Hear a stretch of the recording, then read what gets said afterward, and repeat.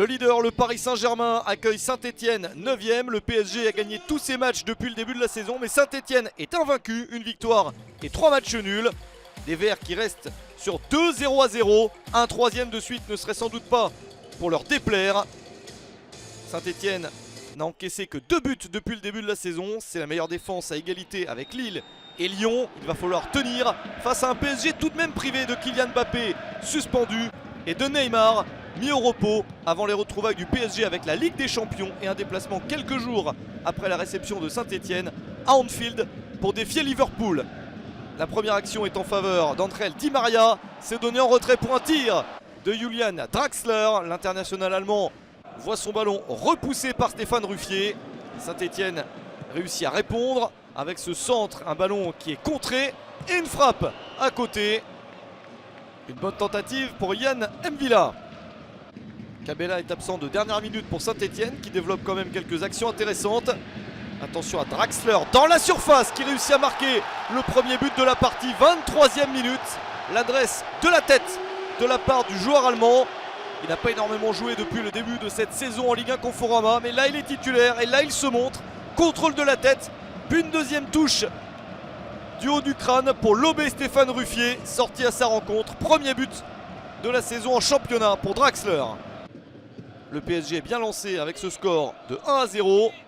Mais il n'y a pas beaucoup d'actions supplémentaires en première période. Et Saint-Etienne est loin d'avoir perdu ce match. Il y a encore des possibilités à venir peut-être pour les Verts. Jean-Louis Gasset, l'entraîneur de Saint-Etienne et ancien entraîneur adjoint de Laurent Blanc sur le banc du Paris Saint-Germain, sait qu'un coup est toujours possible. L'entraîneur du Paris Saint-Germain décide de faire un changement. Thomas Tuchel lance le jeune Moussa Diaby formé au club à la place de Lassana Diarra. Et en seconde période, le PSG réussit à avoir un meilleur visage avec Adrien Rabiot pour ce tir. C'est récupéré par Edinson Cavani dans la surface qui n'était pas hors jeu. La faute de Loïc Perrin et pénalty pour le PSG. On joue depuis 6 minutes en seconde période. Cavani qui lui-même veut transformer la sanction en but. Et le Matador qui prend à contre-pied Stéphane Ruffier. Le 3e but de la saison pour l'international uruguayen, sous le regard de ses 2 compères habituels d'attaque, Neymar et Mbappé. 2-0 pour le PSG qui se détache assez tranquillement. Saint-Etienne a beaucoup plus de mal dans la seconde période.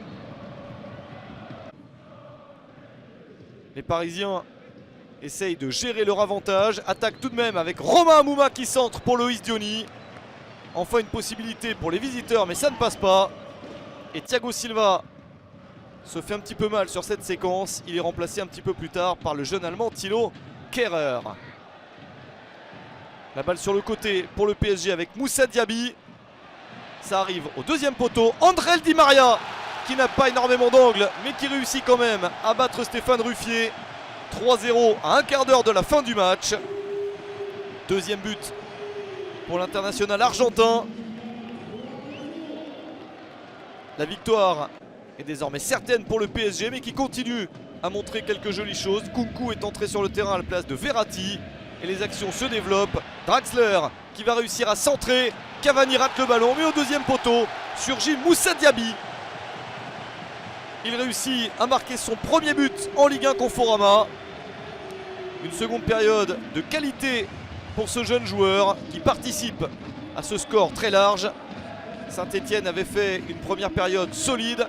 La deuxième est un petit peu moins bien. Et c'est payé par cette accumulation de buts. Victoire du Paris Saint-Germain 4-0 contre Saint-Etienne. Le PSG qui a donc remporté ses 5 premiers matchs de championnat.